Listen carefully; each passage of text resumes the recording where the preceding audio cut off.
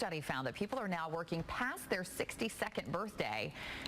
That's 1 year longer than last year and 3 years longer than we waited in 2002. So once we've spent most of our lives saving up for retirement, there's going to come a time where you're going to need to start spending all of that hard-earned money.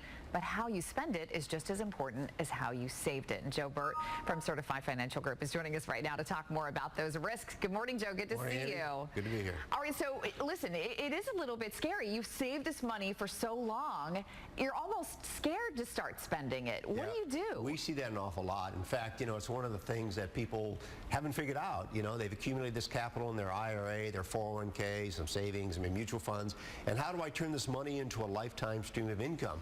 And the mistake that some people make is they become either too conservative, in other words, they stick it all in the bank and hope that it's going to last, or they become too aggressive because they didn't save enough.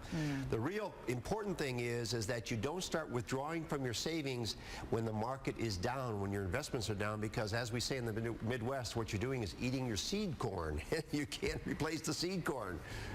So basically what you want to do is you want to have, what do they call it, like a fixed income retirement plan? How does that work exactly? Well, first thing you have to do, it all comes down to planning, is what we do day in and day out for a client. You have to figure out how much income do I need to supplement my Social Security, and if I'm fortunate enough to have a pension.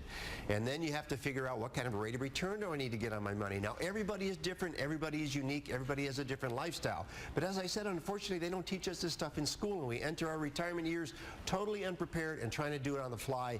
And for most people, it doesn't work, and they end up with a collection of financial accidents. All right, so it's really just about, you talked about Social Security, you talked about pensions. It's really about understanding exactly, doing a monthly budget, really, right? Having a budget. And the key is, I think we oftentimes see people taking their Social Security as soon as they can. As you alluded to, you can start taking your Social Security at age 62. Full retirement age for people retiring today is age 66. If you take your Social Security at 62, you're going to take a 25% reduction in what you're going to get for your lifetime.